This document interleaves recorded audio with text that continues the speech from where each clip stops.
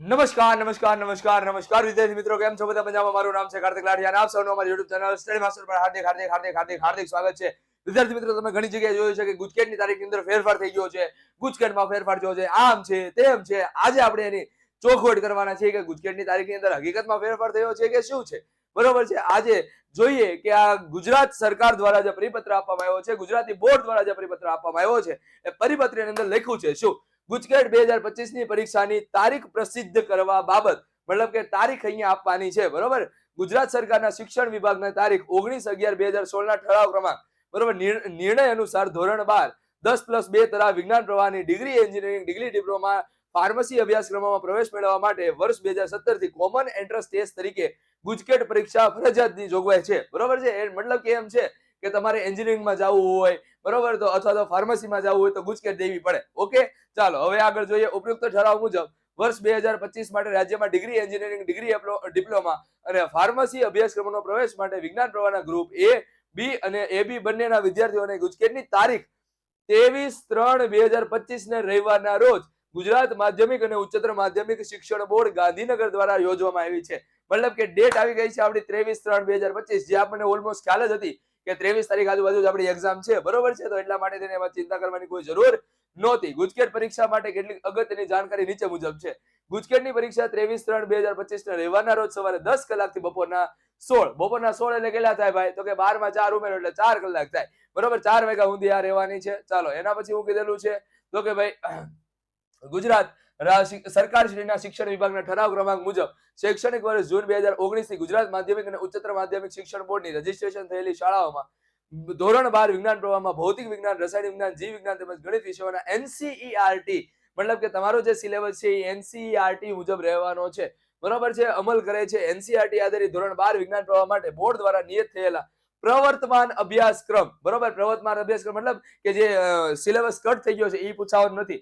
અત્યારે હાલમાં 2025 માં જે તમારો સિલેબસ છે એ મુતાબિક જ તમને શું પૂછાવાના છે? સવાલો પૂછાવાના છે. ક્લિયર? ચાલો પછી ગુજકેટ પરીક્ષાનું માળખું, તો એનું માળખું અહીંયા આપેલું છે. ભૌતિક વિજ્ઞાનના 40 પ્રશ્નો છે, 40 ગુણ, 120 મિનિટ બંનેના થઈને મળવાના છે.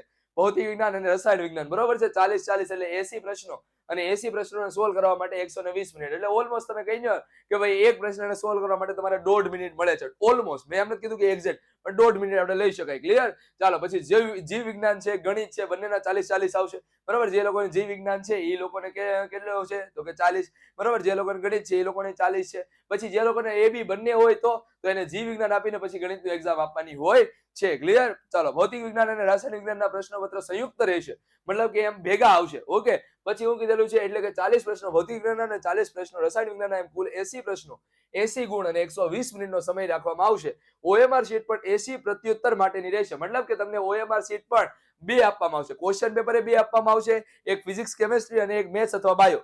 બરોબર. અને જે તમારી ઓએમઆર છે એ પણ 2 આપવામાં આવશે, એક ફિઝિક્સ કેમેસ્ટ્રી માટે 80 અને પછી તમારે મેથ્સ બાયો માટેની 40. ક્લિયર?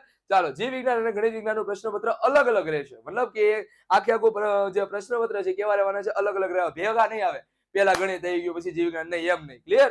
ચાલો જે માટે ઓએમઆર આન્સર શીટ પણ અલગ આપવામાં આવશે. એટલે કે જીવ વિજ્ઞાન અને ગણિતમાં પ્રત્યેક 40 પ્રશ્નોના 40 ગુણ અને 60 મિનિટનો સમય આપવામાં આવશે. ઓએમઆર શીટ પણ પ્રત્યેક વિષય માટે 40 પ્રત્યુત્તર માટેની રહેશે. પરીક્ષા પ્રશ્નપત્ર ગુજરાતી, અંગ્રેજી, હિન્દી એમ ત્રણેય માધ્યમમાં તમને મળી રહેવાનું છે. અને ઓલો નિયમ તો ખરો જ. બરોબર. એક ખોટો પડે એટલે 0.25 માર્ક્સ માઇનસ થાય.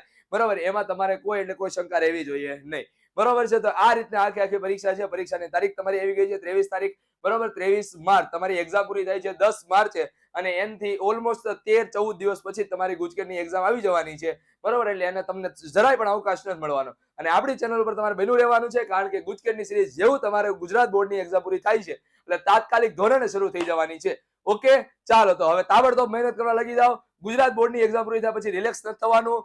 એક્ઝામ તમારી આવે છે, એ એક્ઝામ પૂરી થઈ જાય પછી તમારે થોડું ઘણું રિલેક્સ થવું હોય તો તમે થઈ શકો છો. તો એટલા માટે થઈને તમારી ગુજકેટની તમારે તૈયારી કરવી હોય તો આપણી ચેનલ ઉપર પહોંચી જવાનું છે. ત્યાં તમને જુદા જુદા સેશન્સ આપવામાં આવશે અને ત્યાં તમને ગુજકેટની પણ તૈયારી કરાવી દેવામાં આવશે. તો મળીએ છીએ આપણે નેક્સ્ટ બીજા કોઈ વિડીયોની અંદર. Till then thank you. ધ્યાન રાખજો તમારો, તમારા ફેમિલીનો. Bye bye.